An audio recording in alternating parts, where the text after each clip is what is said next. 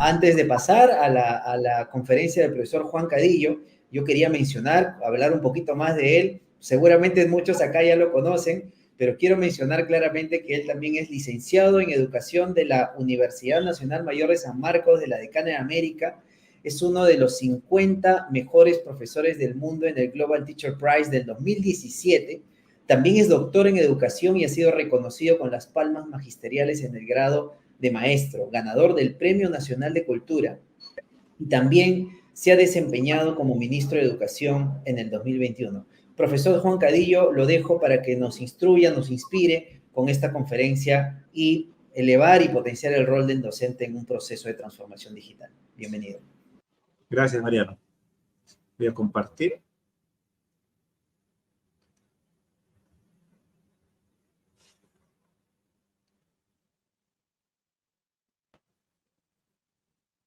Entonces, efectivamente, como muy bien Mariano lo estaba comentando, es clave e importante pues, revisar la transformación digital y estas oportunidades en la docencia peruana. Pero frente a ello la conferencia va a versar, en primer lugar, revisando el contexto actual de las tecnologías en el aula. Si bien el componente clave e importante son las competencias que tiene que tener el profesor en cómo emplea la pedagogía y la tecnología para poder desarrollar mejores aprendizajes, pues uno de los grandes limitantes hasta ahora ha sido el contexto actual de las tecnologías de la información y las comunicaciones y su presencia en las escuelas y en las aulas. Luego vamos a revisar un poco más a detalle estas competencias digitales para la docencia y finalmente pues ver si existen fundamentos para la transformación digital en la educación. Entonces, como contexto general, debemos entender que nos encontramos dentro de algo que se denomina la industria 4.0. Entonces, esta industria 4.0 ha influenciado, pues, o sigue influenciando grandemente porque en realidad desde hace recién algunos años es que se menciona que estamos en esta transición industrial donde hay un conjunto de elementos característicos y que al final también estos elementos influyen sobre la forma en que tenemos que educar y sobre las competencias que tiene que tener el maestro para también poder emplear alguna de estas herramientas dentro de la escuela. En primer lugar, debemos entender que la industria 4.0 pues está abocada a lo que se denomina la robótica. La robótica es un conjunto de disciplinas que se unen para formar justamente este elemento mucho mayor denominado robótica. Dentro de las áreas tecnológicas que se unen, vamos a encontrar a la electrónica, a la mecánica, a la computación y algo que desde hace mucho tiempo pues se denomina la cibernética o el control. ¿Qué quiere decir esto? Son sistemas que definen un conjunto de objetivos y los cuales son monitoreados para cumplir los objetivos a través de la retroalimentación. Entonces, dentro de este elemento de la robótica, pues desde hace algunos años destaca un término denominado la mecatrónica, ¿no? Que también a la vez forma parte de lo que se denomina en muchos casos como la robótica educativa. Entonces hay que tener en cuenta estos elementos y hacia dónde nos orientamos como sociedad, fundamentalmente en lo productivo. Otro elemento que caracteriza a la industria 4.0 es la gran cantidad de datos que se generan a lo que se denomina el Big Data. Entonces, el Big Data, esta cantidad enorme de datos que se procesan a través de las transacciones que se realizan por medio de la web, pues destaca en primer lugar el volumen de datos. Es decir, no solo es la cantidad de datos que hay en los servidores, sino también a la vez las interacciones que se da a través de estos servidores con los usuarios. Otro elemento importantísimo es que cada vez vamos ganando más velocidad. Esto implica, pues, en nuestra sociedad, y lo hemos vivido, en tener conexiones de 1 mega, por ejemplo, que hace 15 años, por ejemplo, era lo máximo o era lo ideal de tener de transferencia. Hemos ido avanzando, pues, a 200, 500 megabits de transferencia. También hay que ver que esta gran cantidad de datos está relacionado también a la variedad de los datos. Es decir, cómo se procesan estos datos desde distintas fuentes de datos. Es decir, puede ser distintos servidores, distintas páginas web, Entonces, esos datos tienen que ser mezclados para ofrecer un perfil, el perfil del usuario. Entonces, en realidad, el valor de los datos tiene o se denomina muy alto cuando realmente reflejan los objetivos que quiere desarrollar una industria, un mercado o un negocio. Y finalmente, la veracidad. Cuando se procesa una gran cantidad de datos, pues los datos tienen que ser fidedignos. Esto significa que no deben haber sido alterados, sea por la mano del hombre o sea también por el procesamiento de los datos. Otro aspecto característico de la industria 4.0 y también que tenemos que conocer como profesores o personas inmersas en educación es la computación en la nube. La nube ha quedado, pues, o cuando hablamos de la nube, debemos entender que este símbolo, esta simbología de la nube, refleja cuando una red o no conocemos la distribución o la topología de la red. Antes, cuando se diseñaban las redes de datos o cuando se siguen diseñando las redes de datos, pues se diseña un plano, igual que una red eléctrica. Lo mismo sucede con las redes de datos. Pero cuando los ingenieros no conocían las topologías que tenían otras empresas, por lo general se reflejaban a través de una nube. Esto ha quedado históricamente y se denomina pues la computación en la nube, es decir, estas redes de datos del Internet. Y dentro de esta computación en la nube, pues esta red enorme de datos y de servidores, vamos a encontrar también diferentes tipos de dispositivos que se encargan justamente del almacenamiento y la transferencia de los datos. Entonces hay servidores para datos, hay servidores para correo electrónico, hay servidores para aplicaciones móviles y diferentes tipos pues, de servicios. Otro elemento que caracteriza a la industria 4.0 es el Internet de las cosas. Entonces, cualquier elemento actualmente puede ser conectado a Internet. Significa que cualquier dispositivo, elemento que pueda darnos un sí o un no, o un conjunto de datos como verdadero y falso, entonces el que simplemente nos brinde esta información ya nos da una idea de su posibilidad de conectarlo a Internet a través de una tarjeta de Internet o un módem, ¿no? Entonces, cualquier dispositivo puede ser conectado a Internet y esto implica, pues, dispositivos que se encuentran en el hogar, dispositivos que se encuentran en las industrias, dispositivos que se encuentran en las ciudades, etc. Entonces, esto es una fuente de oportunidades muy grande porque implica la combinación justamente con otros elementos para desarrollar una industria que esté orientada a brindar mejores servicios, pero a la vez también un mayor control y un mayor seguimiento. Y finalmente tenemos a algo que ha destacado o tiene pues gran relevancia en las noticias desde el 2022, fines del 2022, la inteligencia artificial. La inteligencia artificial es algo que ya ha estado pues más de 50 años en el mundo, en realidad avanzando a paso agigantado en los últimos años, justamente porque actualmente tenemos servidores con mayor potencia, tenemos mejores conexiones de Internet y también a la vez a las distintas formas de evolución de la ciencia orientada a la computación y a la propia robótica. Entonces, vamos a decir que la inteligencia artificial es un paraguas que aglutina aquellas tecnologías que están orientadas a replicar la cognición humana, es decir, imitar el razonamiento que tiene un ser humano. Y por lo tanto, trata de imitar pues las habilidades para aprender y razonar de la mente. Y sobre esto pues existe un núcleo más acotado que se denomina Machine Learning. Entonces, de repente estos términos ya los empezamos a escuchar. El Machine Learning se orienta pues a un conjunto de aplicaciones o algoritmos que tratan de replicar cómo aprende el ser humano. Y uno de estos algoritmos que ha tenido mucho éxito y justamente es un reflejo y se ve a través de ChatGPT y otras tecnologías que actualmente están presentes es el de la inteligencia artificial a través del Deep Learning. Entonces, el Deep Learning es un algoritmo que imita a las redes neuronales y por lo tanto esta es la tecnología que hasta ahora ha tenido un mayor éxito con respecto a la replicación de la cognición humana. Entonces, dicho esto, vamos a ir viendo este contexto actual de las TIC en el aula, es decir, cómo esta industria 4.0, que actualmente pues tiene una enorme evolución, es también una necesidad y una aspiración de la propia sociedad con respecto a lo que se debe enseñar dentro de las escuelas y dentro de las aulas.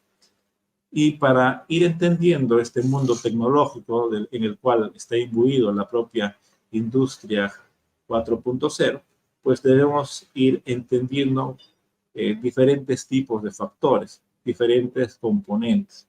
Entonces, en esta lámina vamos a poder ir entendiendo que, en primer lugar, nosotros tenemos que ir resolviendo los problemas de acceso. Es decir, el acceso a la tecnología, sea las computadoras, a la conexión de Internet, tiene que ser equitativo. Y es decir, tiene que llegar pues a la mayor cantidad de personas sin importar sus condiciones económicas u otras condiciones. A la vez, implica la calidad. Es decir, cuando nosotros hablamos de dispositivos, pues tienen que ser dispositivos que cada vez igualen la potencia intermedia, vamos a decirlo así, en computadores. Esto significa capacidad de procesamiento, también como en movilidad y también en conectividad. Y es importante ahí ya el concepto de calidad. Es decir, si hablamos solo de conectividad, pues por lo general muchas escuelas tienen una conectividad bien limitada para poder desarrollar diferentes tipos de actividades, como lo vamos a ver más adelante. Y finalmente es el de eficiencia.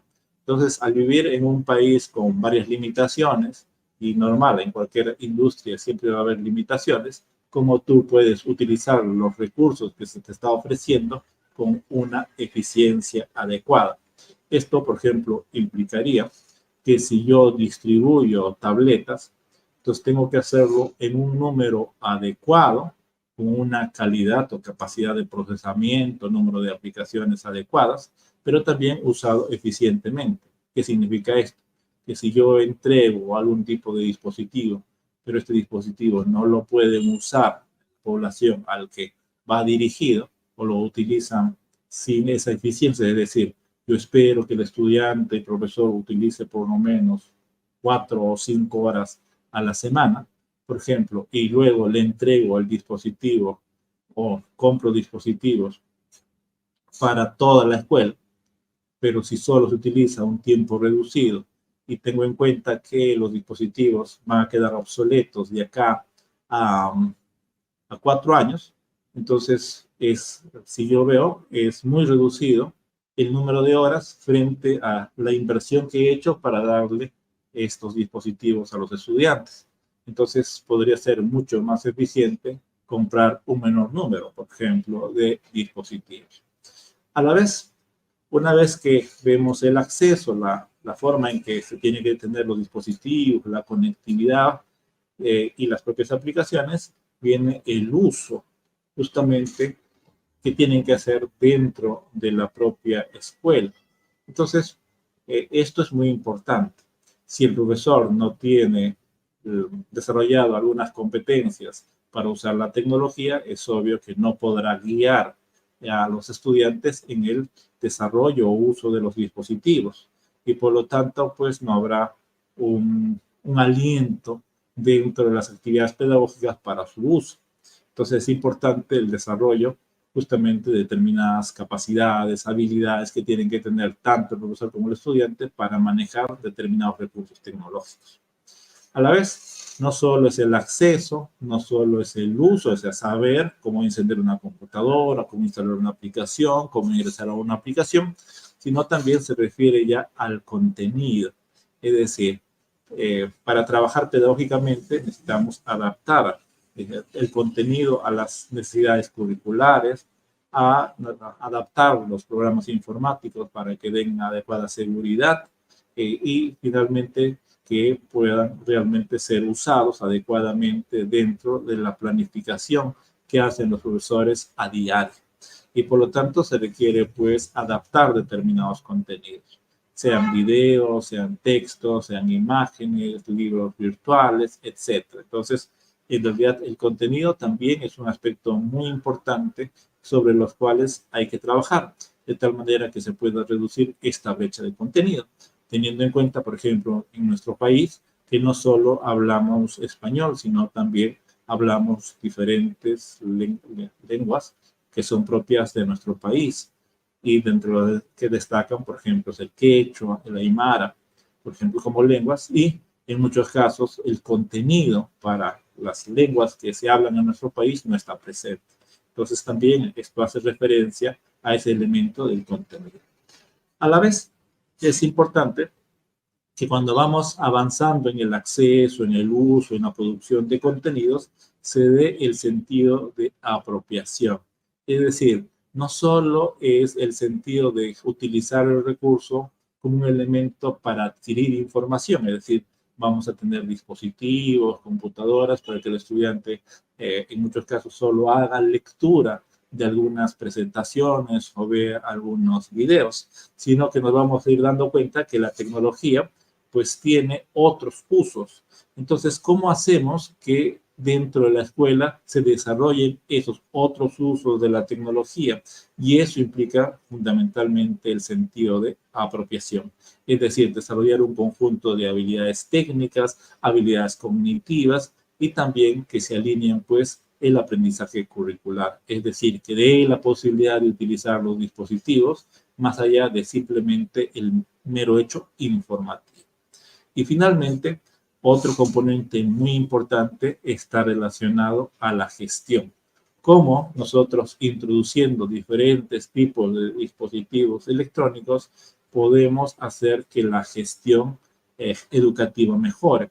Esto implica, pues, trabajar sobre el sistema educativo, sobre el centro educativo y sobre elementos de pedagogía y aprendizaje, pero como un elemento integral, es decir, mediante intervenciones integrales que impliquen, por ejemplo, el trabajo de profesores, formación de red de profesores que trabajen utilizando estos componentes tecnológicos, pero lo que es más importante, generando soluciones educativas que puedan responder a las necesidades de los usuarios y poder hacer que circule la información, y esto implica pues mucho de gestión. Entonces, si nos damos cuenta, pues tenemos que, si hablamos de una transformación digital en nuestro país, tenemos que ir cubriendo cada uno de estos componentes que son importantes y claves dentro de la solución que se tiene que dar. Y en esta solución es obvio que tiene que intervenir en varios de los componentes el docente. Entonces, así en primer lugar tenemos que ver pues los niveles de acceso a las tecnologías en nuestro país. Ya PISA en el 2018, es decir, antes de la pandemia, nos ubicaba pues en un puesto no tan aceptable con respecto a los niveles de acceso a las tecnologías. Entonces estamos refiriéndonos fundamentalmente al número de computadoras, tablets o dispositivos electrónicos, como también a la propia conectividad. Que nos decía PISA al 2018 que el 18% de los estudiantes de las escuelas de menores ingresos tienen acceso a una computadora para las tareas escolares. Entonces, estamos hablando que había y todavía sigue existiendo un sentido de inequidad en nuestro país con respecto a la distribución de los recursos tecnológicos y a la propia conectividad. Así, pues, en realidad, a razón de la pandemia, se ha ido trabajando este cierre de brechas. Entonces, el 2020 y el 2021, incluyendo el 2022, pues se ha hecho un enorme esfuerzo para poder dotar a las escuelas de infraestructura tecnológica. Entonces, ahí en los cuadros podemos ver que al final, en las fase 1 y fase 2 de adquisición de dispositivos electrónicos, en este caso tabletas, se logró atender en nuestro país a un poco más de 1.375.000 personas. donde el número de estudiantes fue de 1.246.000 estudiantes y también un número de 129.917 docentes. Dentro del plan de cierre de brechas hubo pues diferentes componentes como el plan de datos y también cargadores en el caso de que no existiera redes eléctricas. Y también en el 2023 pues tenemos el plan de cierre de la brecha digital.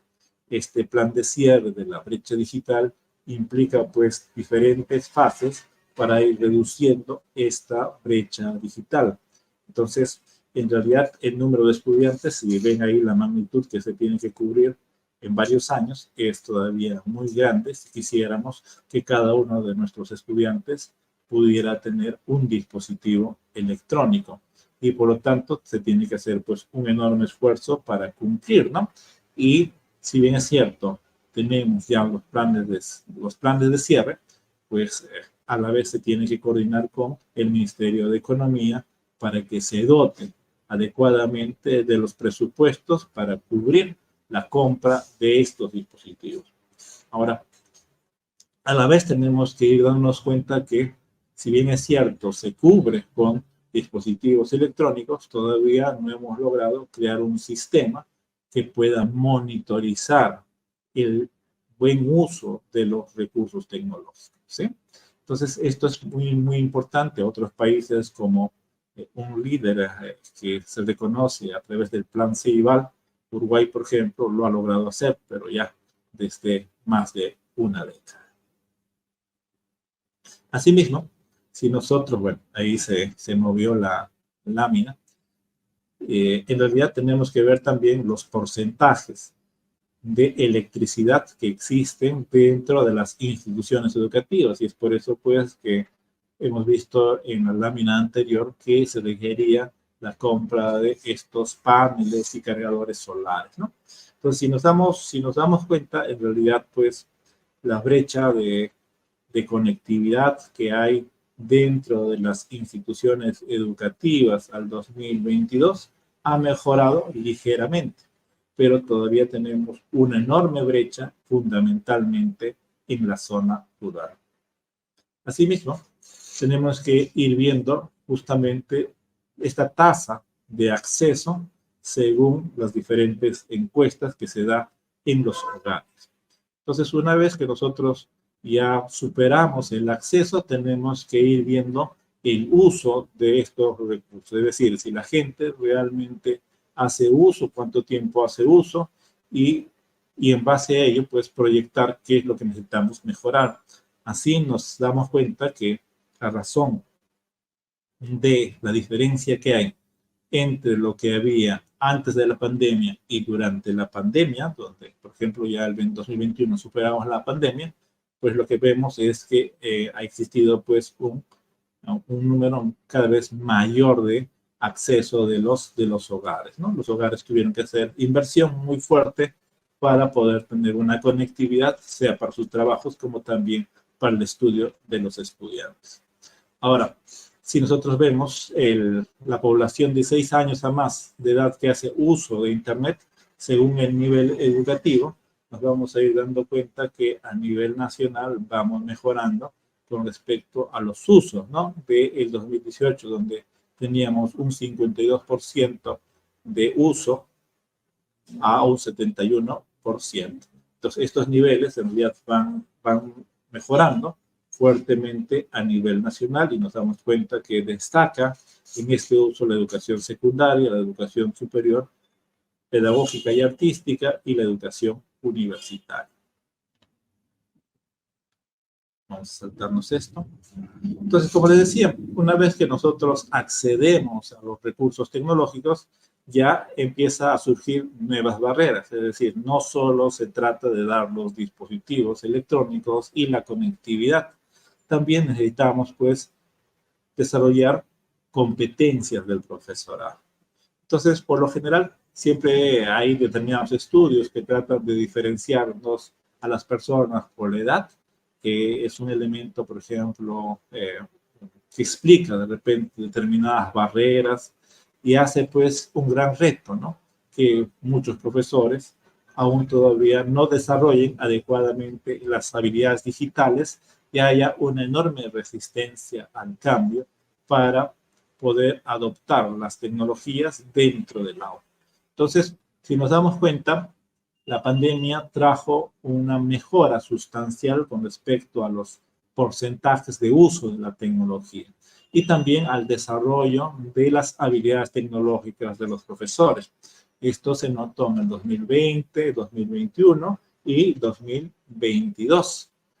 Pero ya una vez superada en parte y ya ahora superada casi en su totalidad la pandemia, nos damos cuenta que pues se ha regresado a muchas prácticas tradicionales, ¿no? Entonces, parecía que iba a haber una mejora continua en el desarrollo de las habilidades tecnológicas, pero esto no se ha dado, se ha retrocedido bastante con respecto al manejo y uso de la tecnología dentro de las aulas, a incluso volver y escuchar noticias donde se dice que los chicos no deben llevar sus dispositivos o que se debe limitar el uso de los dispositivos electrónicos dentro de las escuelas. Y fundamentalmente esto se da porque, claro, si nosotros no desarrollamos estas competencias del profesorado para manejar la tecnología y luego para pensar cómo poder introducirla dentro de sus sesiones de clase, entonces es obvio que tenemos este retroceso. Asimismo, es importante pues los recursos y el acceso. Entonces, una cosa es que se tengan los dispositivos o algunos dispositivos dentro de las escuelas, la disponibilidad de equipos, pero otro elemento también es la conectividad y las aplicaciones adecuadas, que es un aspecto crucial. Entonces, cuando nosotros revisamos, pues tenemos un poco más de 1.300.000 tablets que se han repartido a lo largo de nuestro país, en especial a las escuelas más vulnerables. Pero entonces, en el 2023, por ejemplo, ya no ha habido conectividad. Entonces, esto hace, por ejemplo, que los dispositivos o los recursos que haya en las tablets, pues el acceso disminuye y el propio uso disminuye, ¿no? Porque el tener internet posibilita, pues, el acceso a diferentes fuentes de datos. El no tener internet reduce justamente estas fuentes de datos a lo que pueda estar instalado dentro del propio dispositivo. Otro aspecto muy importante es la adaptación curricular. Entonces necesitamos pues rediseñar nuestros planes y programas de estudio. Entonces, si bien es cierto, el Currículum Nacional de Educación Básica contempla la competencia 28, que nos habla de los entornos virtuales y su manejo adecuado dentro de estos entornos que tiene que hacer el estudiante para buscar información, para gestionar la información, para lograr comunicarse, para trabajar en equipo y resolver diferentes tipos de problemas. Entonces, pero es requerido, pues, que fundamentalmente se venga a trabajar en esas adaptaciones requeridas para que realmente esta competencia, que es transversal, sea adecuadamente usada, ¿no? Entonces, por lo general, siempre pues existe la pregunta de cómo se evalúa la competencia 28, cómo se trabaja esta competencia, si solo es cuando se lee dentro de la clase o se proyecta algún tipo de información que es digital, etcétera, ¿no? Entonces requerimos pues un avance y para lograr este avance es obvio que requerimos de innovación. Es decir, que los profesores sobre los profesores se financien diferentes tipos de trabajo, de su uso y luego se replique al resto.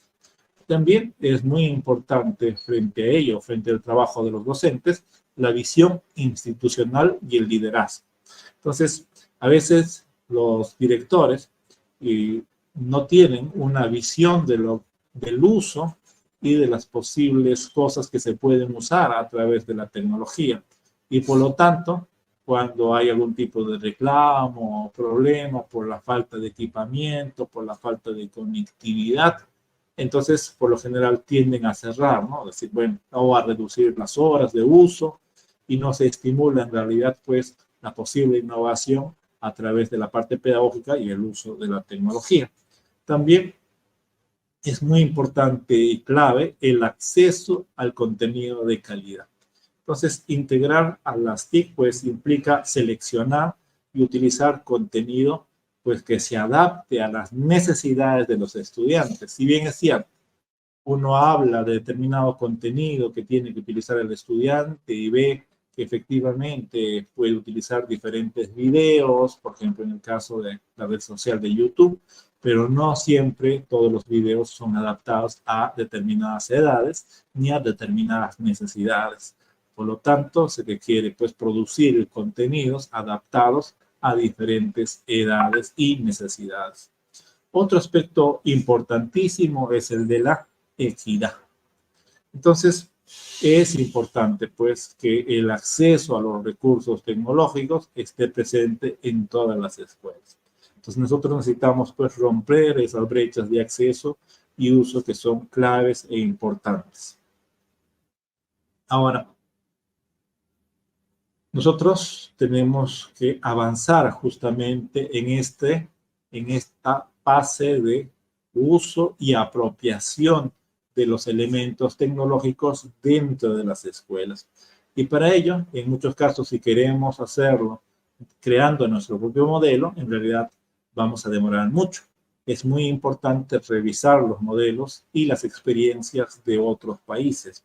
Y justamente dentro de esta experiencia que se da en diferentes países, vamos a tener, por ejemplo, el modelo de apropiación que nos da Fundación País Digital, donde nos habla de 4 estadios que se tienen que dar dentro del proceso de apropiación de las TIC. En primer lugar, tenemos que acceder. Luego tenemos que ver el sentido de adopción, luego apropiación e innovación. Con respecto al acceso, pues está, como hemos dicho ya en el anterior modelo, infraestructura tecnológica, plataformas de democratización del conocimiento. En la adopción, toma de decisiones basadas en datos, capacitación y formación de docentes, incorporación de las TIC en el currículum, aprendizaje personalizado y autodirigido. Y en la apropiación, ciudadanía digital, aprendizaje a lo largo de la vida. En el caso ya de la innovación, investigación interdisciplinar e innovación en educación. Entonces, si revisamos estas experiencias en otros países, pues con respecto al acceso, por ejemplo, tenemos a Estonia, ¿no?, que ha venido trabajando en infraestructura tecnológica para el establecimiento educacionales y de estudiantes, es decir, implementación dentro de las escuelas. Entonces, en el caso de Estonia, ya viene trabajando 2 décadas para el despliegue de la infraestructura tecnológica necesaria para la promoción de las habilidades del siglo XXI. Y su objetivo fundamental es proporcionar a las escuelas acceso a computadoras e Internet, brindando a los profesores oportunidades para formación e intercambio. Un aspecto muy importante de reconocer justamente en los niveles de acceso es la obsolescencia tecnológica. Entonces, por lo general, siempre trabajamos sobre la posibilidad de repartir determinada infraestructura tecnológica, pero la tecnología, ahora por el avance de los recursos y de todo el conocimiento tecnológico, pues hace que prontamente muchos de los dispositivos que se usan sean obsoletos. Entonces, este es un aspecto y un trabajo que tenemos que también ir planificándolo en nuestro país. ¿Qué pasa? Que luego de haber repartido en el 2021, 2022 un conjunto de recursos tecnológicos, pues es obvio que luego de 3 años o a lo máximo 4, los dispositivos queden obsoletos. Entonces, por lo tanto, se tiene que garantizar su adecuado uso en el momento adecuado. Entonces, antes que sean obsoletos, ¿no? Entonces, lo que nos está sucediendo es, y lo que nos puede suceder, igual que nos sucedió con los recursos tecnológicos, con la laptop o el PC o las XO, que son conocidas, es que bueno, empezábamos a tener una pequeña madurez con respecto al uso de los dispositivos, pero ya los dispositivos están totalmente obsoletos, ¿no? Es decir, ya no es adecuado usarlos porque ya la tecnología fue superada. Entonces también vamos a ir viendo que en este punto la plataforma de democratización del conocimiento es un aspecto importantísimo. Y ahí revisamos que Nueva Zelanda ha ido desarrollando un conjunto de plataformas creadas en el 2022 con el objetivo de apoyar a los docentes, estudiantes y padres de familia para el aprendizaje de los niños y jóvenes que pueden continuar desde su casa. Entonces, es construir un conjunto de plataformas para que el recurso que uno vaya a comprar, la conectividad que uno vaya a alquilar, realmente sea usada en su momento adecuado, en su momento apropiado, y no luego cuando vamos a tratar de implementar un programa de uso de tablets, cuando nuestras tablets ya están obsoletas.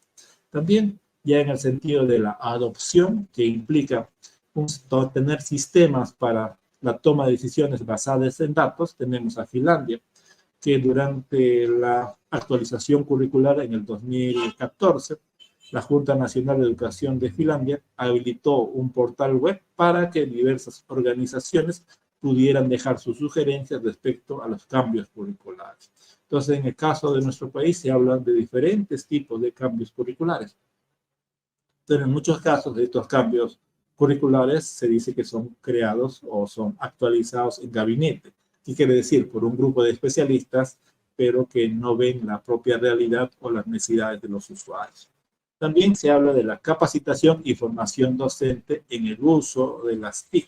Entonces, si vemos a Estados Unidos, la Sociedad Internacional de Tecnologías de la Educación, ISTE, que es una organización que habla de estándares, de formación y de diferentes elementos que son claves para la introducción de la tecnología, pues en realidad viene trabajando para esta inclusión ciudadana. También hay determinados elementos que tenemos que seguir trabajando y que son perspectivas hacia dónde se dirige la educación en una época tecnológica, como es, por ejemplo, el pensamiento computacional, la inteligencia artificial y la enseñanza en línea. Es decir, nosotros tenemos que ir generando contenido, pero a la vez este contenido que es desarrollado por el Ministerio de Educación y por otras organizaciones que trabajan en nuestro país tiene que estar articulado. Porque lo que se observa es que al trabajar de manera desarticulada, a veces los esfuerzos no logran realmente el objetivo que se esperaba. Y esto se da fundamentalmente porque los esfuerzos son muy dispersos. Además, ya en la etapa de adopción, tenemos que hablar de la incorporación de las TIC al currículum. Y en este caso, Costa Rica lo hizo a través del proyecto Conectándonos MEP FQT, que incorporó diferentes tecnologías y dispositivos móviles en el currículo preescolar y escolar. Entonces, en nuestro país ha sucedido algo relativamente similar. Hemos introducido desde el 2017 en el nuevo currículum nacional, pues el concepto de lo que es la competencia 28. Pero esta competencia tiene que ser trabajada, es decir, no es solo una actividad declarativa. Y pues necesitamos realmente crear experiencias, intercambio de experiencias en cómo desarrollar la competencia 28 de manera transversal, como también su propia evaluación. También es un aspecto importante el aprendizaje personalizado y autodirigido. Así en Finlandia, en el año 2016, pues puso al alumnado en el centro de la escena, implementando un nuevo marco curricular en donde se permite a estudiantes participar en la planificación de las unidades de aprendizaje, ¿no? Entonces, en realidad, nosotros sabemos muy bien que, igual lo dice nuestro currículum, poner al estudiante al centro. Pero si revisamos la tecnología y sabemos usarla, podemos crear nuevas experiencias para responder a las necesidades y aspiraciones de nuestros estudiantes y no simplemente cogernos de los contenidos del programa curricular. Ya en el sentido de apropiación tecnológica, es importante pues el elemento de la ciudadanía digital. En eso Costa Rica pues ha trabajado la crianza tecnológica, construyendo ciudadanía digital, que surge como iniciativa de una fundación que busca pues empoderar y trabajar un trabajo que sea cada vez más productivo. Entonces, si revisamos la tecnología pues puede desarrollar diferentes tipos de labores. Es decir, en nuestra labor podemos utilizar los recursos tecnológicos y estos recursos tecnológicos brindan y nos dan facilidades que si lo hiciéramos manualmente. Y entonces tenemos que pensar en una sociedad que utilice los recursos tecnológicos no solo como un distractor, sino como un elemento productivo. Y finalmente, el aprendizaje a lo largo de la vida. En nuestro país, igual que en Corea del Sur, pues necesitamos y sabemos muy bien que muchas personas abandonan nuestro sistema educativo. O que muchas personas se jubilan luego de los 65 años, pero por avance ya de la tecnología y de la ciencia médica, cada vez vivimos más tiempo. Entonces, ¿qué podemos hacer para estas personas jubiladas o para estos jóvenes que abandonaron el sistema? Tenemos que crear sistemas que permitan que los estudiantes sigan estudiando y también la propia reconversión de los trabajos de las personas jubiladas. Es decir, las personas jubiladas no simplemente quieren estar en sus hogares, quieren desarrollar otras actividades nuevas, y para ello necesitamos un sistema que realmente los prepare, los capacite y los forme para esta nueva vida laboral. Y finalmente está el de la innovación. Una vez que hemos recorrido la apropiación, hemos mejorado en el manejo, hemos cubierto aspectos para que todos aprendan, para que todos manejen la tecnología, es importante pues garantizar la investigación básica e interdisciplinar sobre lo digital y finalmente lograr la innovación educativa, como es el caso de Suecia y Colombia. Entonces, a la vez nos preguntamos, ¿no?, sobre las competencias. ¿Qué competencias deberían tener o desarrollar los profesores? Entonces, es importante que ya esas competencias y esas habilidades han podido ser definidas y es obvio que actualizadas. Ya desde más de un quinquenio tenemos un conjunto de habilidades que se denominan de información y alfabetización informacional. Luego tenemos otra habilidad que tenemos que desarrollar como maestros, que es el de la comunicación y la colaboración, la creación de contenido digital, aspectos de seguridad y finalmente de resolución de problemas. Entonces, cuando hablamos de gestión de la información, pues tenemos que tener en cuenta que son habilidades relativamente básicas que están orientadas, en primer lugar, a acceder a la información. Es decir, saber utilizar navegadores, buscadores, saber filtrar la información, los datos y el contenido digital. Asimismo, se habla de poder filtrar la información y a este proceso se denomina evaluación de la información.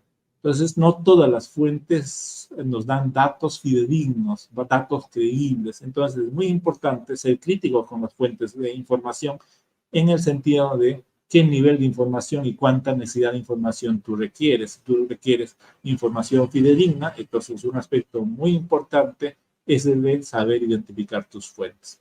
También el de poder construir información, es decir, ¿qué haces tú con la información que captas? ¿Solo será para que puedas resumir esa información o es que esa información te permitirá crear nueva información? Entonces, para ello es obvio que necesitamos pues formar y entender las estrategias para generar información, saber conectar la información a la que uno accede y usar esta información para generar nuevas ideas y nueva información.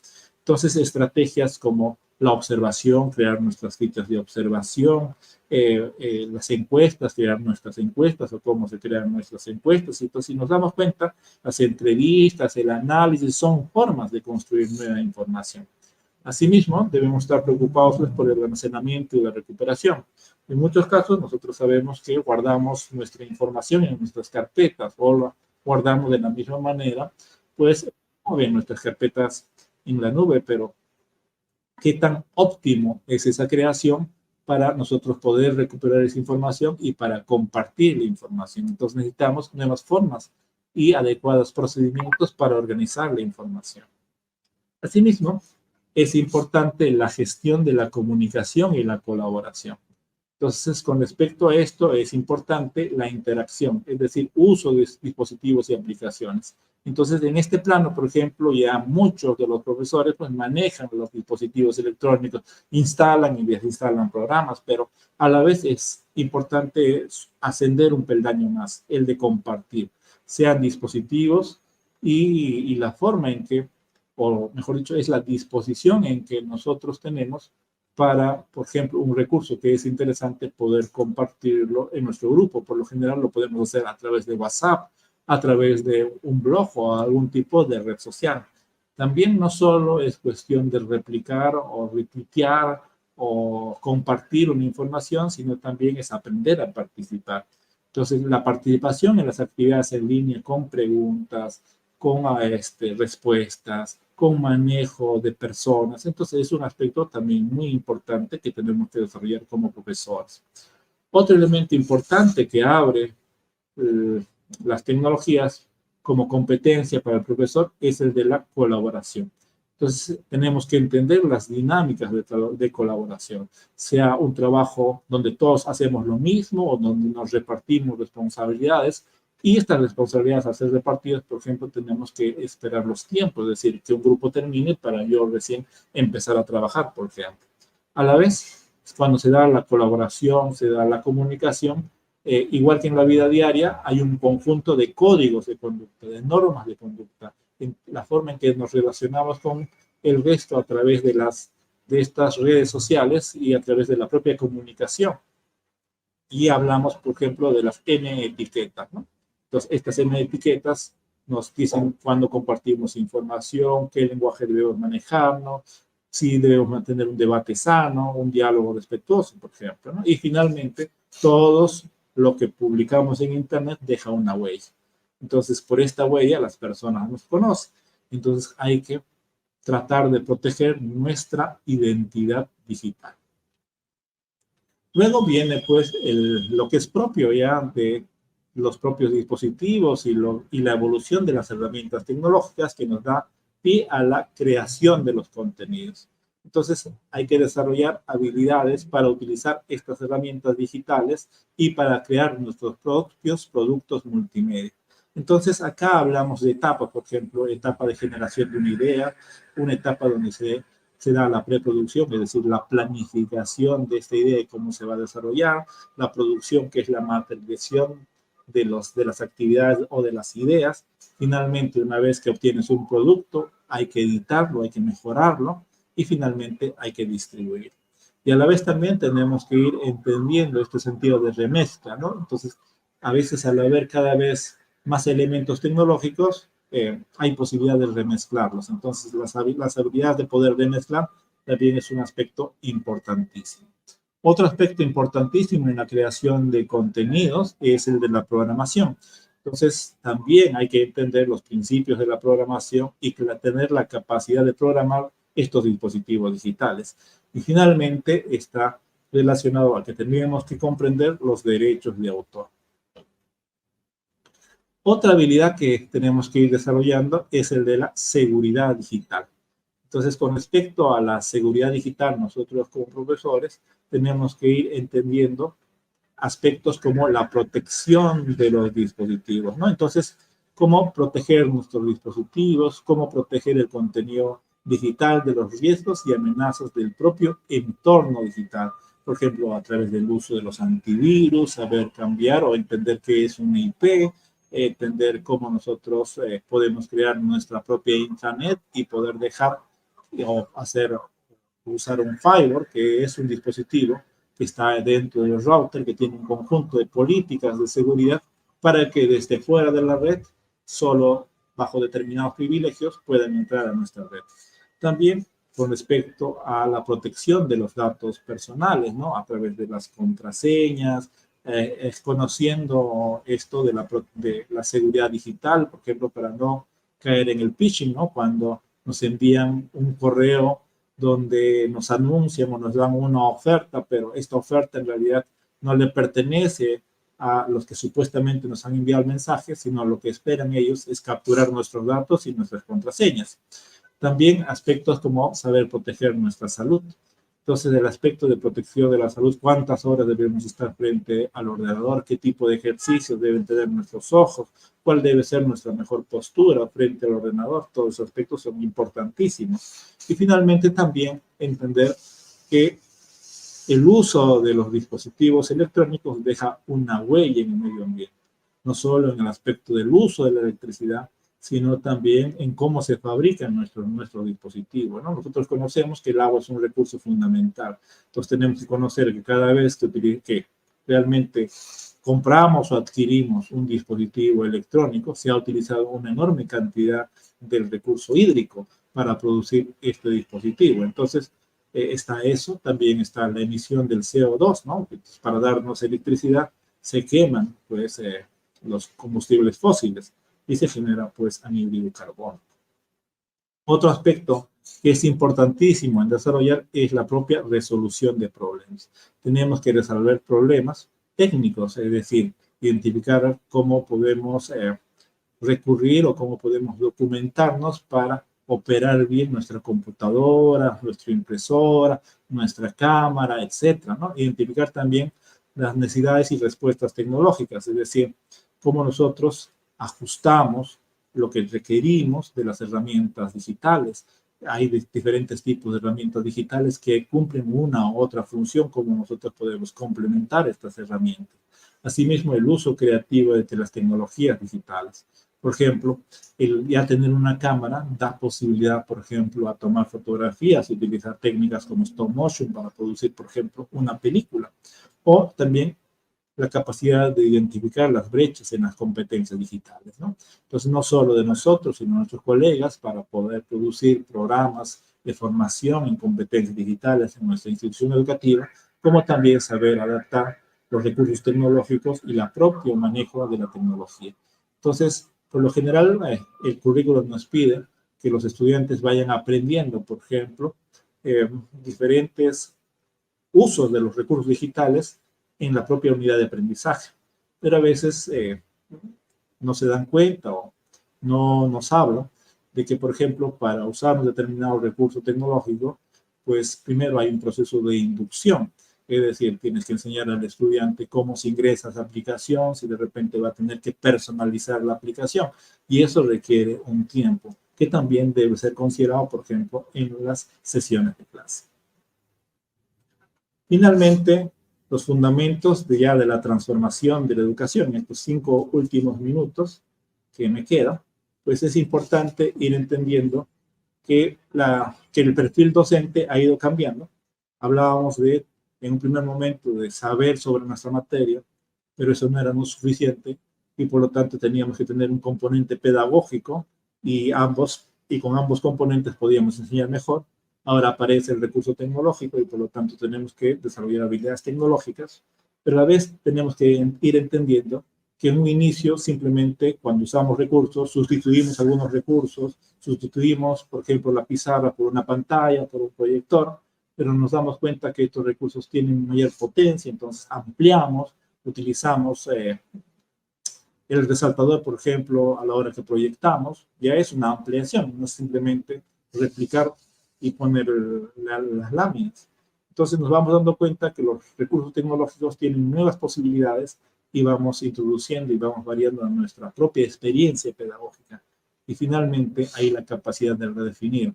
Es decir, ¿por qué no desarrollar clases abiertas? ¿Por qué no invitar a las personas a ingresar a la clase? Personas externas, un padre de familia, un especialista, pero no necesariamente tiene que venir a la institución educativa, puede ser a través de una conferencia en línea, etc. También es importante pues el sentido de los perfiles. Entonces acá todavía tenemos una gran deuda entre lo que es el perfil de la educación básica, es el perfil de la educación superior, de lo que son las propias habilidades laborales del siglo XXI.